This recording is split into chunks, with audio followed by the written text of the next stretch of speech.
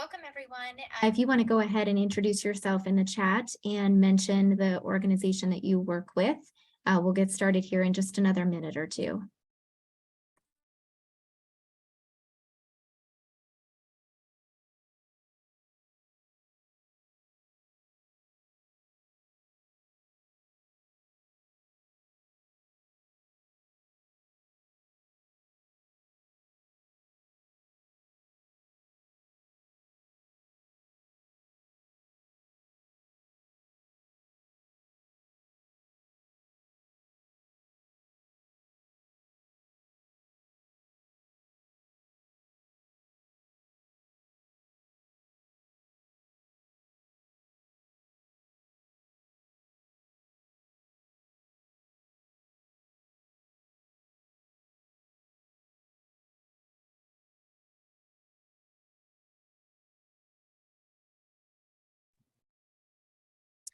Welcome, everyone. My name is Lindsay Hamrick. I'm an advisor to the New England Federation of Humane Societies and also the Director of Shelter Outreach and Engagement for the Humane Society of the United States. Welcome to the first of our leadership series with Jonathan Shope. And before we introduce him and get into the conversation today, just a few reminders from the New England Fed. We'll explain a little bit more at the end of this call how we're looking at our outreach and engagement calls with all of you over the next year. But we're hoping to do both some leadership level conversations like this one and also some operations webinars for your frontline staff and others who are working directly with the animals. More to come on that and how to get those dates into your calendar so you can join in. We are recording today, so for staff who may not have been able to be available, who would love to hear about this topic, we'll share the link after we're done.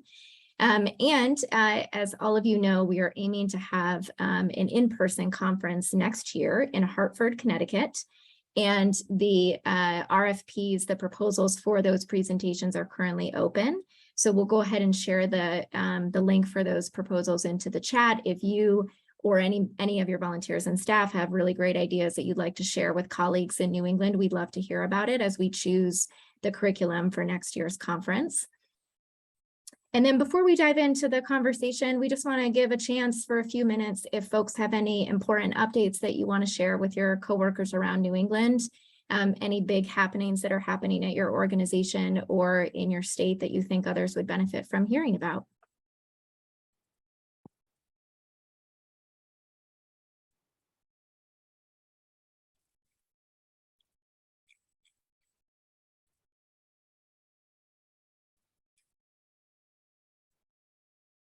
Nothing is happening in animal welfare.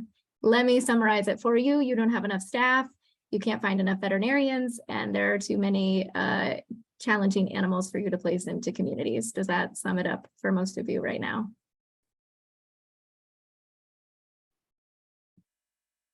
Awesome. Oh, great, Gail. That's a positive addition to that. All right, well, with that, we'll have Jonathan take things over. Jonathan Shope is an attorney in Clifton Park, New York. He's a frequent lecturer on legal issues related to animals. He maintains an overexpanding niche practice in the area of animal law and advises clients who operate animal-related businesses such as veterinary clinics and not-for-profit animal shelters and rescues. And he's here to chat with us about difficult placements and liability concerns. So Jonathan, I'll hand things over to you. Great, thank you. Good afternoon, everybody. Good to see you or not see you, as the case may be. As Lindsay said, I represent about 45% of my practice is dedicated to animal representation. I represent most of the humane societies, SPCAs, and rescue organizations in my area of the woods here in New York, as well as several across the state. I understand this group is from pretty much all over the East Coast. So please note that anything I'm talking about here today, I'm only licensed in New York State. Anything I talk about is going to be couched as far as New York law is concerned, and will really only apply in New York State. I'm hoping that the concepts will be helpful to everyone. But if you do want to make some changes or take some of my suggestions to your organization in another state, you probably want to run it past your attorney in that state. So difficult placements. These come up from time to time, probably more often than we would all like. Here in New York State, generally we have a couple of different type of dogs that are difficult to place. Number one, those have been designated as dangerous by a court, which our dangerous dog statute here essentially means that a dog has bitten somebody and the town has brought a court action against that person and the dog. And then the court imposes certain conditions on the dog, as well as that at that point being a documented bite or incident with that dog, which leads to liability in New York State. We're a bite-free state here in New York, so every dog gets one bite for the animal is considered to be dangerous or to have a vicious propensity as far as liability is concerned. So here in New York, it's very important for us to make sure that we're protected as far as what knowledge the rescues have with regard to that animal before adopting it out. So the second type of dog that comes in, maybe that has a bite history, maybe has some signs of aggression, some issues that your staff has noticed. Maybe the person who surrendered it to your agency said, you know, we've just got bad feelings about this dog. It acts this way around children. It does these things, seems to be food aggressive. And all those things end up being memorialized in your intake notes and in the records of the animal. In New York, that can be problematic because then the rescue has knowledge that the animal has some issues. Even though it hasn't bitten somebody, there can still be enough of what's called a vicious propensity, meaning the dog might be likely to attack or to bite someone based upon those characteristics. So we've got to be careful about what we do in terms of adopting that dog out. I don't really like getting into the animal politics of kill versus no kill shelters. I don't know what this group is composed of. Generally, my legal advice to you would be, you know, do not adopt out an animal with a bite history or propensity. It's problematic for your organization. That being said, there are certainly issues both in the animal political world as well as things that come up from time to time where we do want to adopt the animal out or give it to another home. Key things to do there, again, at least in New York as far as it's concerned, but I think this would be generally applicable. You want to make sure your policies and procedures are down pat. When you bring the animal in, you're intaking the notes that go along with it, perhaps a foster agreement if you have one, if it's being cared for by a foster and these issues come up, make sure you have an executed foster agreement with that foster. Make sure all of your paperwork is filled out properly as you would always do. I guarantee it, when you have an issue with a dog pop up, it is going to be the one time you didn't have a contract executed. It's going to be the one time you don't have all your notes. It's going to be the one time you don't have an adoption contract. So it's really important just to make sure for every animal that comes through the shelter that everything is followed, done correctly, done on the right forms. I know Gail and I just had this issue where a third-party municipality used an old form as well as a new form as part of a two-dog case. And that's the first thing I noted as the attorney. Well, this might potentially be a problem here. We've got two inconsistent forms. Yeah, how did this happen? Well, it wasn't anything the shelter did, but try to make sure the parties you work with all have your current updated, consistent forms. And it makes it a lot easier at the end of the day for folks like me who are trying to defend things. Things that I like to see when the animal goes out for adoption. You can use your standard surrender agreement, adoption agreement, foster agreement, whatever circumstance it's going to be in. I also like to prepare a special rider to that agreement that is going to disclose all of the issues with the dog. So if the dog does have a prior bite history, we're going to go through, you're going to say right in that rider, this dog bit an 8-year-old child on December 14th, 2020. The dog was subsequently evaluated.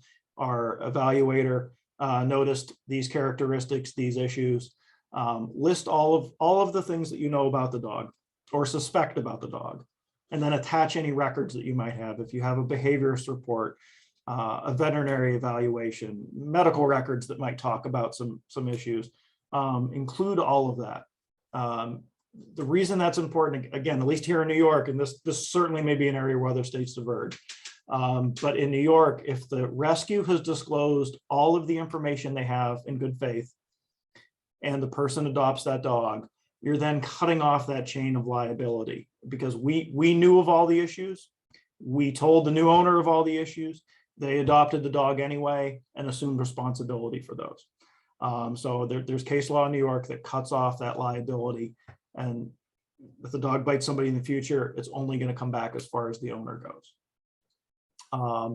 If you get into a situation, I have a case going on right now with a shelter.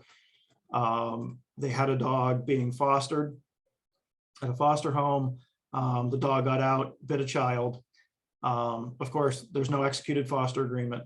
So there's no discussion of how liability is going to be proportioned or whose insurance is going to be responsible. There was also no discussion in there about the issues the dog had. Unfortunately, there's a lot of emails, text message, social media posts that all talk about all these issues the dog had, and the plaintiff's attorney has those. So now everybody's involved in the case. We're hopefully on our way out of that one, but it's when you don't have those agreements in place, that really really puts your organization at jeopardy as far as having to slug it out in the lawsuit. And generally, good plaintiff's attorney. I take plaintiff's dog bite cases myself. I can make a good case out of not much. Once you get a foothold in there, in that door, you can really start to pry the door open. So it's very important to be buttoned down. We did one a couple of years ago. A rescue had a dog with a pretty decent bite history, a couple people, but it turned out the state of New York actually wanted this dog as an arson detection dog for the state fire investigators. The same properties that made him a little bit dangerous for humans apparently made him very excellent for fire and arson detection. So again, we worked with the state. We did all of those disclosures. We did a separate agreement. We transferred that dog out. He's got a great, healthy life now, doing some fun things. And, we were able to help out a lot of people with doing that. So there are some valid reasons for wanting to do it. But that's just, I can't stress enough the importance of the agreements, the consistency, and the maintenance of the records are really, really key, not only for dangerous dog liability, but for your organization as a whole. Make sure all your contracts are up to date. Make sure the language is consistent across them. The formatting is the same, and that they're all centrally located where everybody has access to them. And please purge all the old forms. Take them off the databases, take the paper copies out of the drawers, shred them, get rid of them. Don't allow people the opportunity to innocently make mistakes by grabbing an old form in the heat of the moment. I'd even go as far as to put revision numbers and dates on the form, so it's another trigger that things are current. My intention here, I'm going to cover some generalities, and then towards the end, we'll just open it up for a pretty good question and answer session. I tend to find people usually have a lot of questions, even if it doesn't pertain to the topic. If you have something going on in your shelter or in your rescue, please pipe up at the end, ask me, and I'll answer it to the best of my ability. I'm pretty good on the fly, so. As far as what you want to see in surrender agreements, I just did one this morning for a case. I have a standard agreement. It doesn't need to be long, doesn't need to be fancy. Mine's, let's see, it's 3 paragraphs and fits on less than 1 page. You want to cover some key things. Number 1, the person who is surrendering the dog to you is surrendering ownership and title.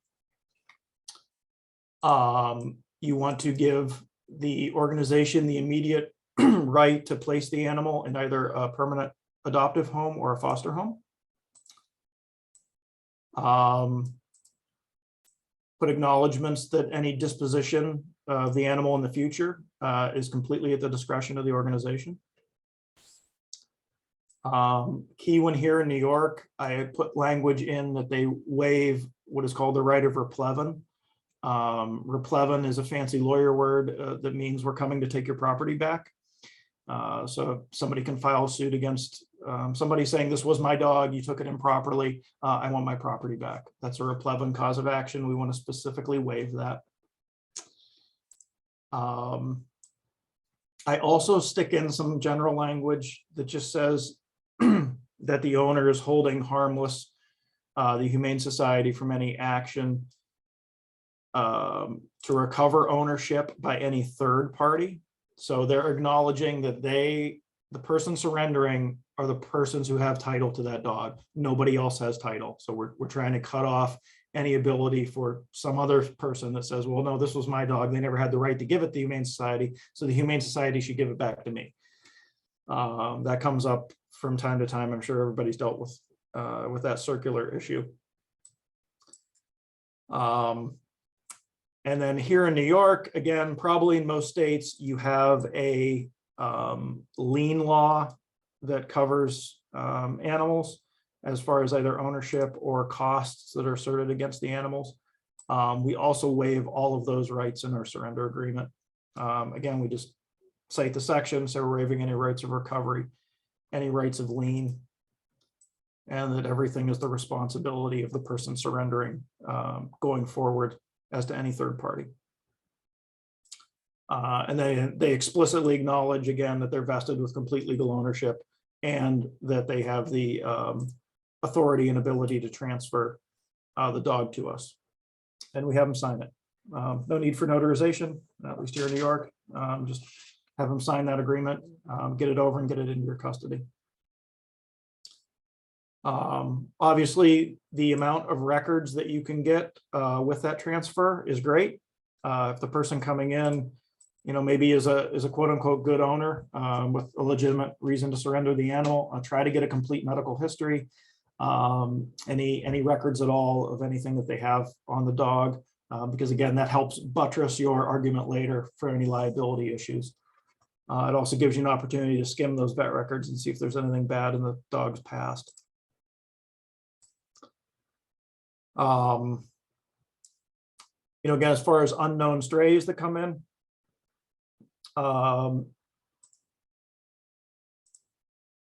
the adoption going out, you would really only be able to address any issues that you've observed in the shelter. I would definitely put in your adoption paperwork if there are any minor quirks that you notice with the dog. Seems to not be great around children, seems to not be great around cats. We all see those listings on your social media placement posts. You're also, by doing that on the social media post, in the future, when an attorney screen grabs that shot, it is going to say, well, you knew this dog was not good around children, but you adopted it out anyway. So you're liable for it. So again, in that paperwork, make sure your adoption paperwork is matching anything on social media that you might have posted about the animal. I cannot stress enough, I detest social media. I've been Facebook sober, I think going on 6 years.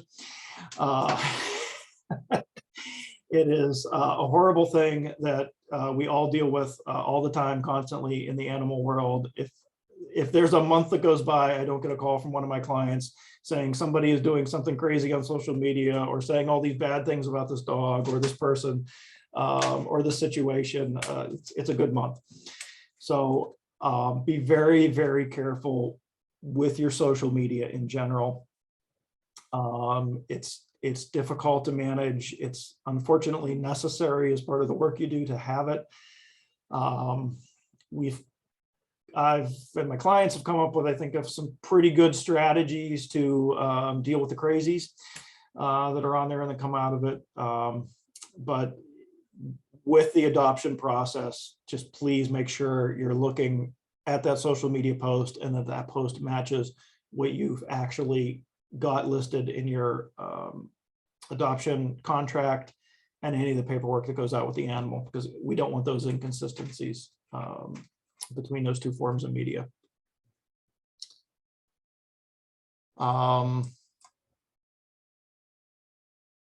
Any questions so far?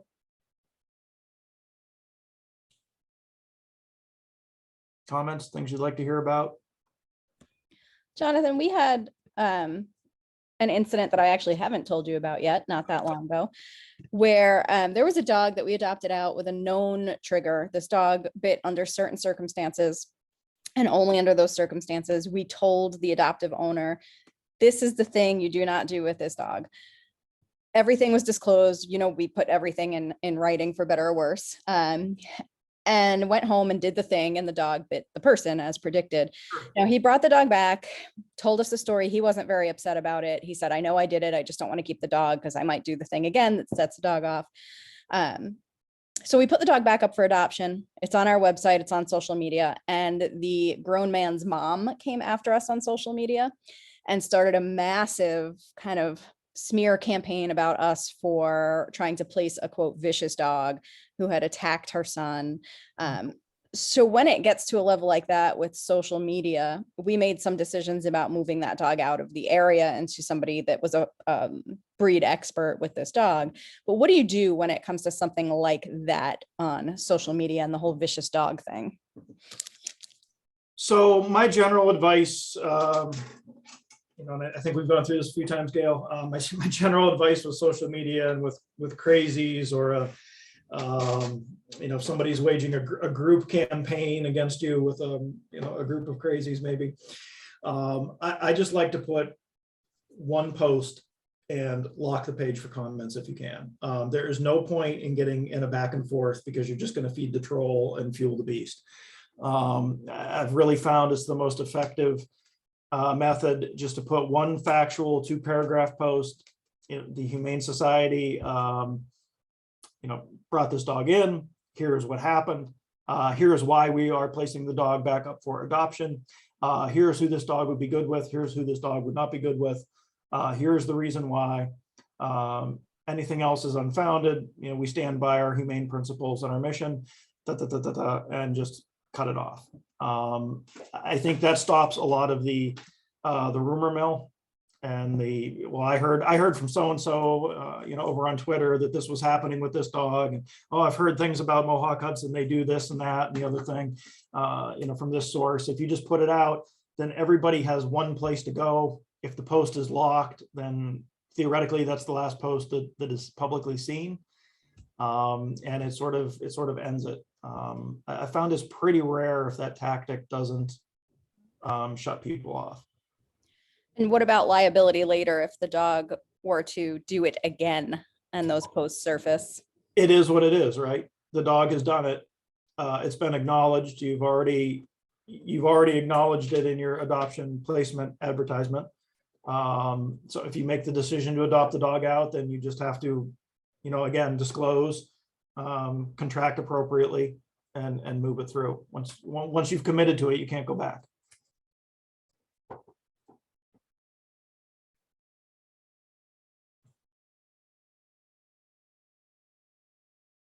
Anybody else have any questions, comments?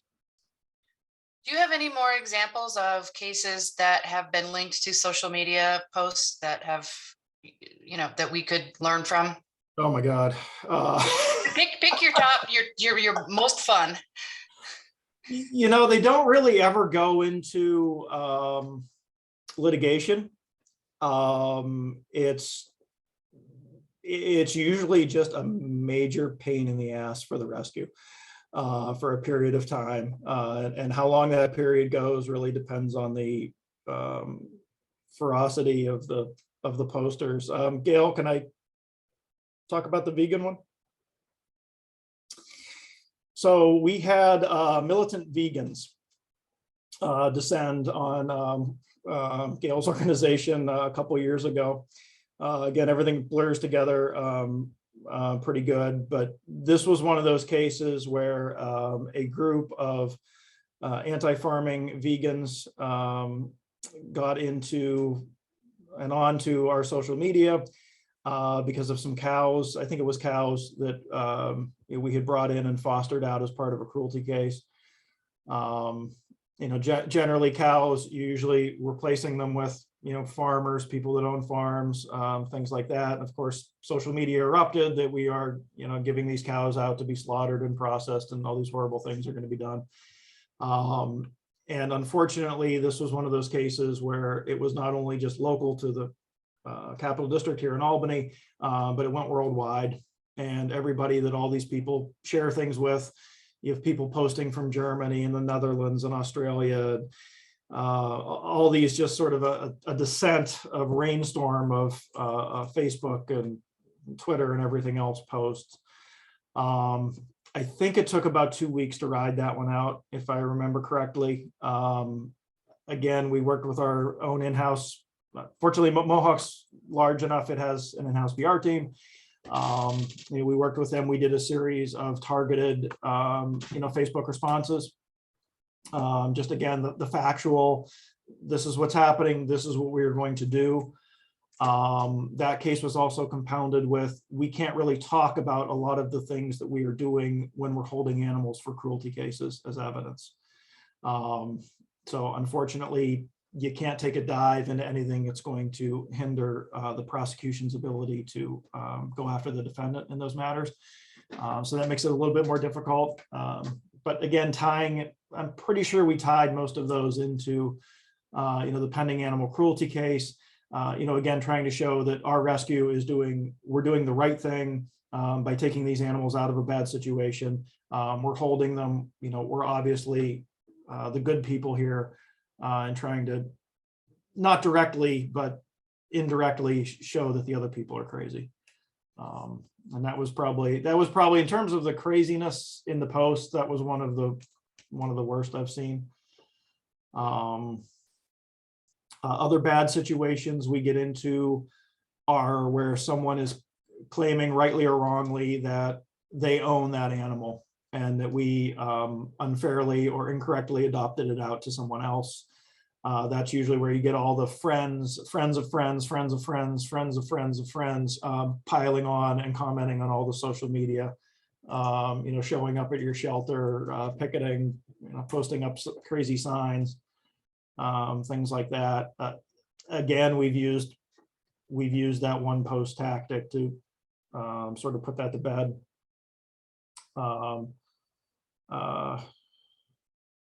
Gail, you seem to hit the lotto with these. Can I talk about Airplane Man? Okay, so we just won a case in state Supreme Court. I think 2 days ago.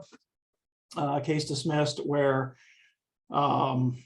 It was early in the pandemic. An individual had some issues aboard a flight with a powdered substance and some crazy language, allegedly. He was arrested in Missouri, I think, off the airplane. Mohawk came into possession of his alleged dogs.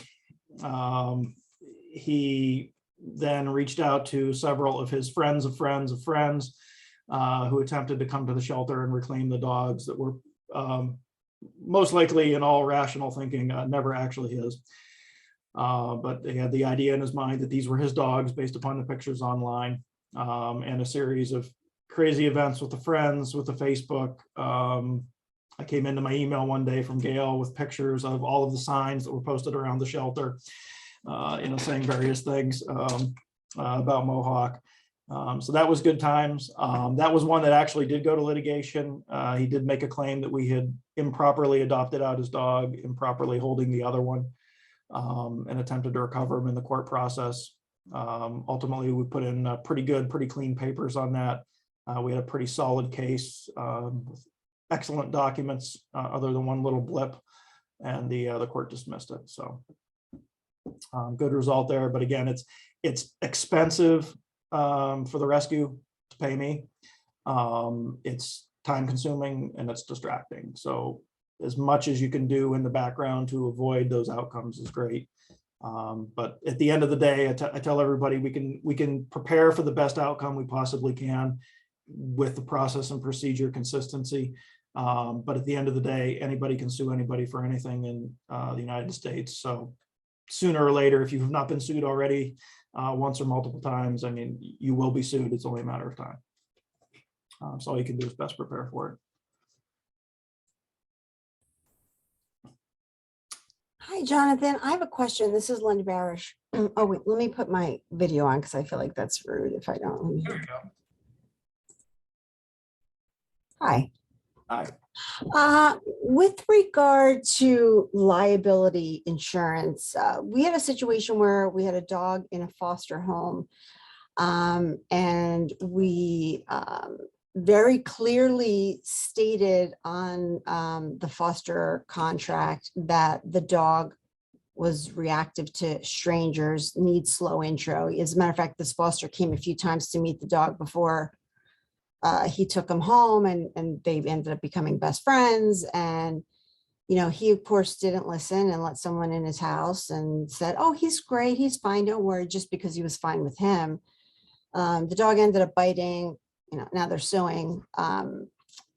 What is it? And he apparently doesn't have any kind of liability insurance that would cover this. What do you suggest we make mandatory for our fosters in terms of liability insurance that they may have, like homeowners insurance? You know, everyone has different insurance, whether they have specific breeds that aren't covered, so on and so forth. How can we protect ourselves a little better with regard to a foster's homeowner's insurance? Yep, no, it's a great question. Actually, I was just going to cover insurance next. So again, that's where the agreement between you and your foster is very important, because without an agreement, there's no ability to allocate for who's going to provide insurance, who's not going to. The rub you get in with the fostering is you still have ownership of the dog. Right. So there is really that joint liability at that point between the foster who is harboring the dog and you who is the owner. So in New York, you're both on the hook. At the end of the day, it comes down to whose proportion of negligence is greater, yours or the foster's. Generally, in my mind, $1 million is probably the bare minimum of insurance that personally I like to see. Your standard homeowners in New York is going to be 100, 300. You know, it's probably enough to cover most dog bites. If it's something really bad, it's not going to be enough. Yeah. So really, I like to see the 100, 300 with $1 million liability umbrella, or $1 million liability with $1 million umbrella, $2 million umbrella. And that should be part of the contract, correct? Because some of our fosters have been with us for years and years and years. And what if their insurance changes over the time? Right. You know, it should be part of the contract that they initially sign, which is what we do is we have a foster contract that covers all dogs. And then with every dog that's taken, we have a foster acknowledgement that refers back to the contract, but is specific to that dog with regards to any behavior or Okay. training issues. But I don't know that we actually have any kind of verbiage in the contract that specifically states you must have X amount of dollars and keep X amount of dollars in order to continue of insurance in order to continue fostering for us. Is that something that should be added if it's not in there? I think it's a Can really you? good idea, especially where you get you know, issues where they don't own their homes. I may be fostering, you know, again, that's probably rescue specific as to whether or not you even allow that. Right. I'm just flipping around my screen here to pull up a doc. But insurance allocation is always important. The rub that comes in if they breach that contract and say, yeah, okay, we're going to sign this and then we're going to cancel our policy next month.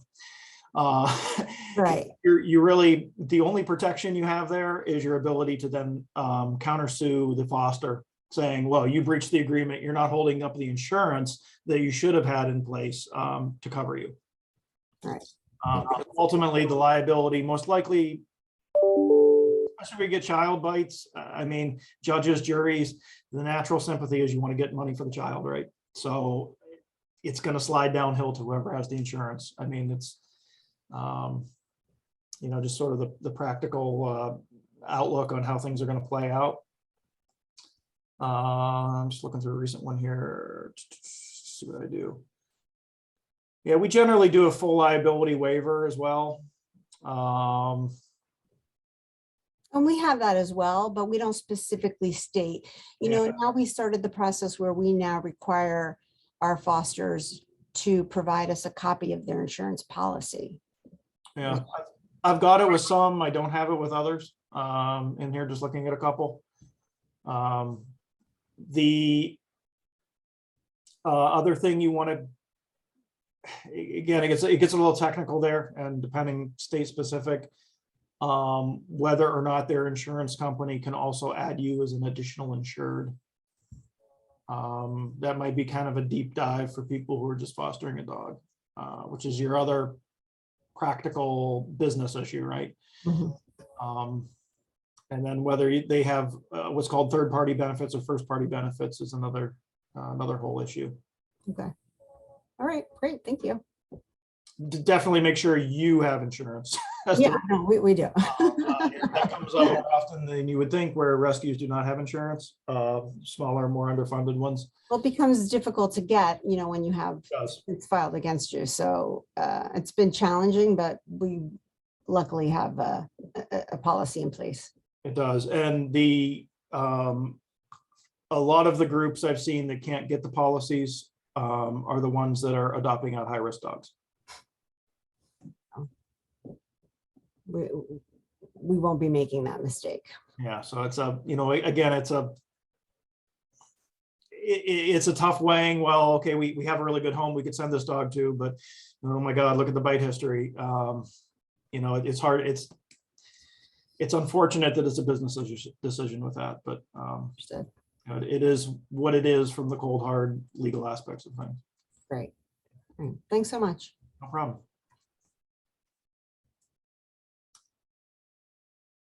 Any other questions?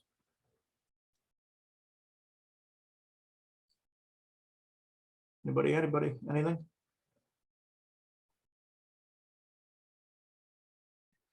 Jonathan, when it comes to formal behavior evaluations, like the SAFER and things like that, are you better off with being more specific or less specific in the notes that you are taking when it comes to like what you have just committed that this dog will or will not do?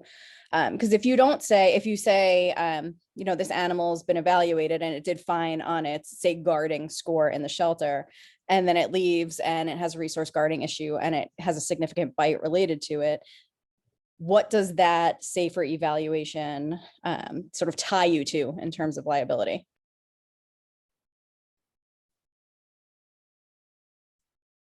Depends.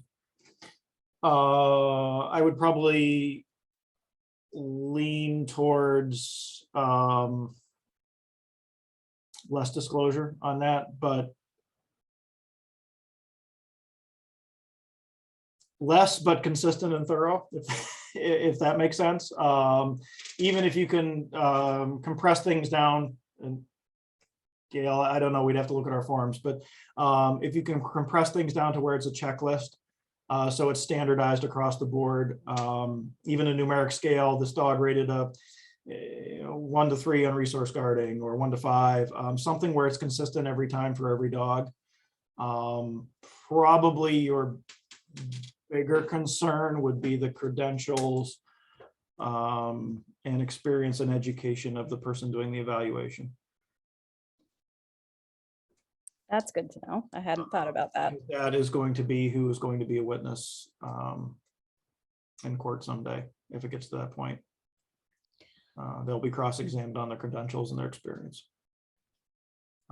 Again, if you can sort of distill that form down to a checklist type, I don't think it matters then what expert you have, doing the evaluation, because you're not gonna have the same person every time, right? So you want to make it as consistent as possible. Again, setting up your staff for success by having the right forms and things. Okay. I don't have one of those evals in front of me. Is it a checklist type, or is it just a It's a scale. written? Yeah. It's a scale. And we were just kind of moving away from it toward our own version of a behavior evaluation, but again, that would still have some sort of scoring. It wouldn't just be, we think this dog is nice on a piece of paper. It would kind of have the sociability scores and things like that on it. Right.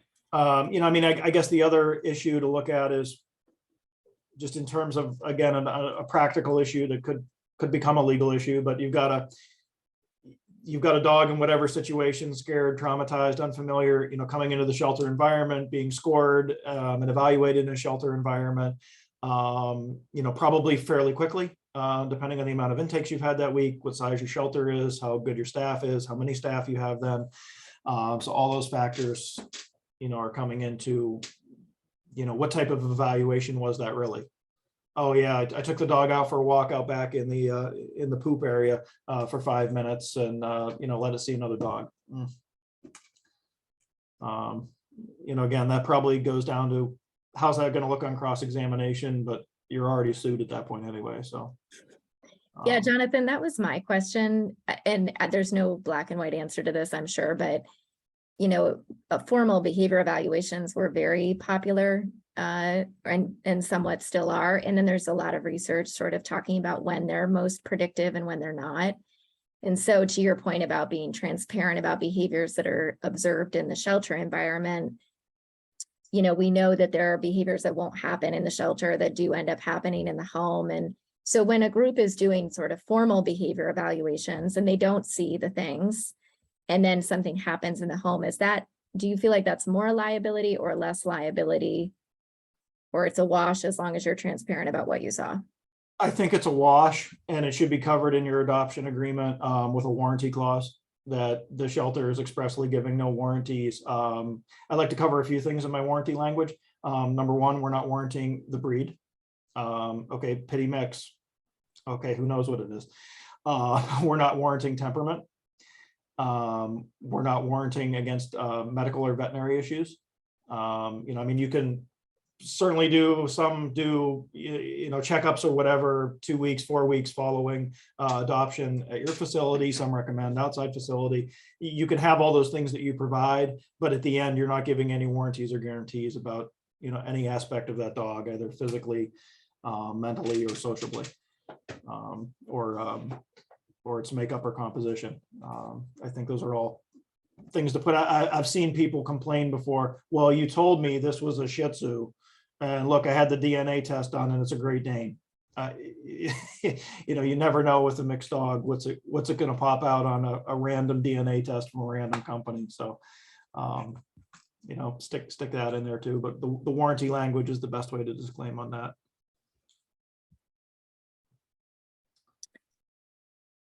Jonathan, can you see those questions in the chat? You want me to highlight them?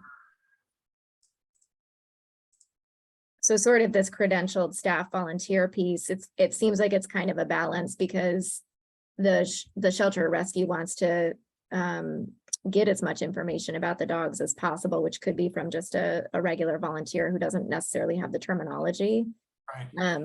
And so should things sort of be signed off by someone who's credentialed if a rescue or shelter even has someone that meets that level? That's a good question. I think you need, for just in terms of paperwork control, you probably need whoever's filling out the paperwork to sign off on it, that they were the ones who created the paperwork, right? You know, again, it's not a warranty of anything. I don't see the harm in having someone sign it.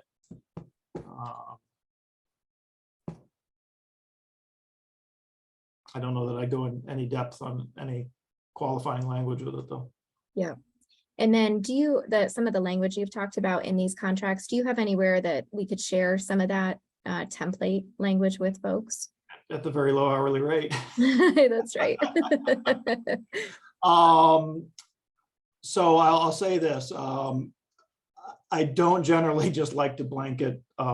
It's not ethical for me to blanket distribute things like that without knowing the circumstance and things. I am generally very available. If anybody wants to email me, contact me.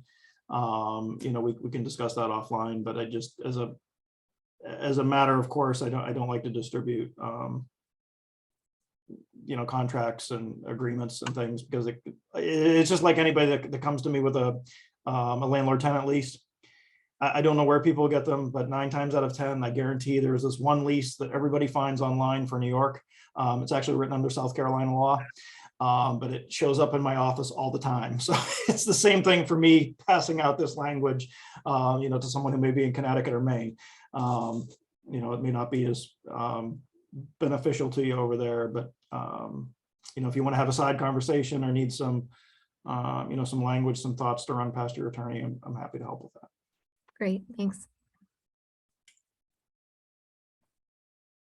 Do folks have any other questions? Oh. So sort of on the credentialed staff piece, would your recommendation be that credentialed staff be the only one doing behavior evaluations if folks are doing a formal one? If possible, yeah. Yeah, absolutely. The more And then- credentials we can show in court, the better chances we have of upholding whatever the evaluator observed, as well as then leading into the testimony as to why those behaviors may have changed over time. My dog that I have now, we adopted her, sweet, great, very quiet, very passive. I actually thought her vocal cords had been removed because she did not bark for about 3 weeks. Again, that behavior changes, right?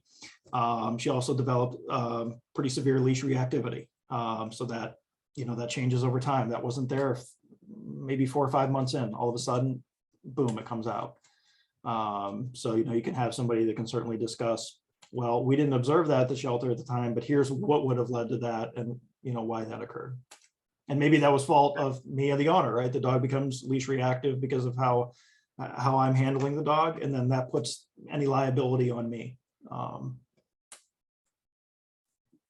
Jonathan, are there any behavior credentials that you think are more or less recognized in a court setting? Because there's a ton of behavioral credentials out there. In town and city courts, as far as dangerous dog proceedings here in New York, I've been very successful in getting expert witnesses qualified who have no college degrees or formal training, based upon their 25, 30 years of shelter experience, and sort of, hands-on training, right? There's very few classes on this stuff. There's no degrees that are widely recognized. So it's difficult. If you're in real courts in New York State, which is our Supreme Court, it's our first state level trial court, I may have more difficulty getting those folks qualified as experts in terms of a negligence case. But again, the more stuff they've got behind them, have everybody keep any seminar you go to, training thing, whatever it is, you get a certificate from it, put it in a binder, add it to the resume. All that stuff builds, over time to help being able to get somebody qualified. You don't need a college degree to be an expert, but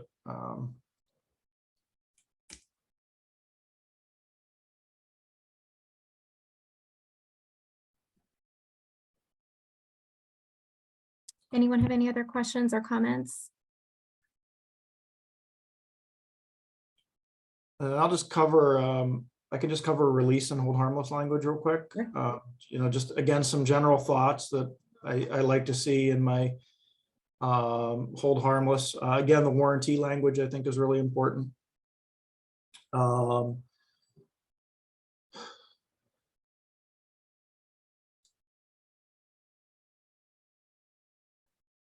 I also put in, and I've seen this language all the time too. I don't know if it comes from something in New York. I have my suspicions, but from wherever it comes, there's some contract that floats around for adoption and fostering that has language to the effect of the rescue has the rights to come onto the foster's property at any point in time, break down the door, enter the property, and law enforcement will be notified as appropriate to remove the dog. It's this convoluted wording. I've seen it a lot. I don't know what it means. It's certainly unenforceable. But the general intent that every rescue has is that if for any reason you violate our contract, we're coming to get our dog back. So how that really works in real life in the court is the rescue needs to bring one of those replevant actions, and we get an order from the court that is enforceable that we can eventually show up with a sheriff and say, please give us the dog peacefully. Nobody's going to be breaking down anything to do that.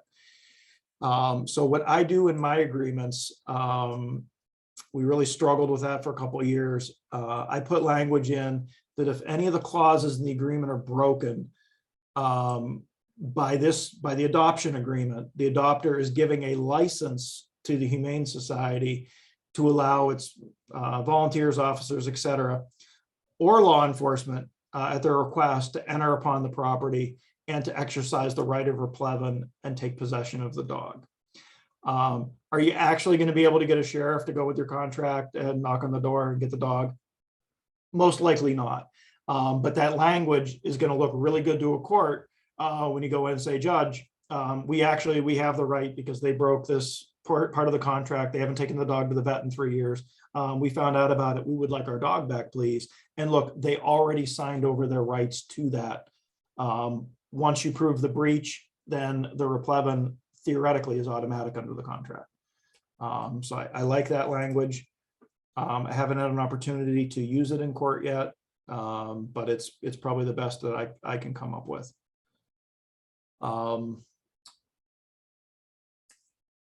Let's see here. Volunteers leave the property for field trip. That's interesting. Yes, your volunteers should all be signing waivers anyway, waiving liability for anything. The key with that, again, in New York State, if I'm paying to go to the Humane Society and volunteer, so let's say I go down and I pay Gail $500 for the privilege of cleaning out dog cages. I'm paying I'm paying an entrance fee. I can't contractually waive my rights against the Humane Society for the injuries that I might sustain on the property there because I've paid a fee. If I'm volunteering and no money is exchanging hands, then that waiver that you sign is probably going to be effective. Again, there's no absolutes with waivers, but in New York State, a volunteer who signs a waiver, the court will probably uphold the waiver against the volunteer. So volunteers should also always be signing waivers, regardless of what they're doing for the shelter. And I would say, especially if they're going to be in a vehicle or doing something that would have a higher risk of accident. So Jonathan, specifically, I was asking, they do sign the waivers when they come in as volunteers, and I was thinking more of they take our behavior dogs out and are in public places. What happens if that dog bites, a jogger running by or whatever? Should they have something specific every time they take a dog off the property? You're going to be on the hook for the dog's actions. You own the dog. The volunteer may or may not be sued as a harborer of the dog at the time. But in that circumstance, the Humane Society is going to be the one on the hook. The purpose of the waiver is not to protect the dog. It's to protect the Humane Society against anything that may happen to the volunteer. Wait, so we do charge $40 for our volunteers to start because that covers the background check and the startup fees. Would that interfere with the waivers that we have them sign then? I don't think so. If it's an administrative cost, I don't think that would be an issue. I guess I probably did a bad way of explaining that. When you go into a baseball stadium to see a game, you pay a fee, right? If you ever looked on the back of your ticket, there's some hold harmless language on the back of that ticket, right? That's not going to count against you because you've paid a fee to the stadium to come into it to see the game. So the stadium, having taken that fee, then can't say we're absolutely irresponsible for anything that may happen to you here. So if you fall in that hole on the second floor, that's clearly obvious to everyone.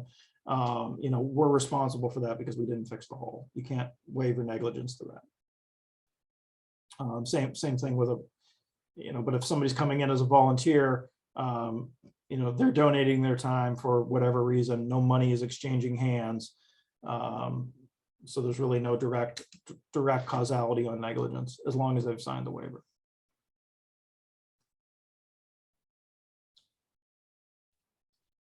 I have one more question about dangerous dog cases. We often have dangerous dog cases that are adjudicated and we get the order to euthanize from the court. We of course have an out in our contracts that we don't have to do that, but we tend to hesitate at that point because we've been in the position where within the 30-day appeal period, somebody has appealed that decision and we don't get notified by the court in time. So what would our liability be if we euthanized when we received that court order and then the person filed that appeal? You would be liable. But again, what are you liable for? Probably the value of the dog, $500. Because the court does not put in there, you know, pending 30-day appeal or anything. We just get a judge, whoever Turner says euthanize this animal. And I would say do not do that for 30 days Okay, from date of the service of the order in New York State, not just the execution of the order. okay. Thank you. Don't most of those orders say immediately though?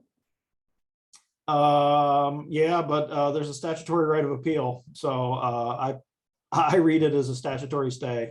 And if you're in New York, it is Van Vranken versus City of Binghamton, I think. Was a federal case where a city did immediately euthanize the dog, and they were held liable for it because it was within the 30-day window. Well, on that very positive note, Hey. thank you. Thank you for being here. This has been really helpful and informative. And for folks who are listening in, we'll send out the recording. And Jonathan, you mentioned folks could email you. Are you fine with us sharing your email? Yeah, no, you can share my email address out there. If anybody who just wants to look me up, probably the easiest website address is theanimalattorney.com. That will link you to my main webpage that has all of my contact information.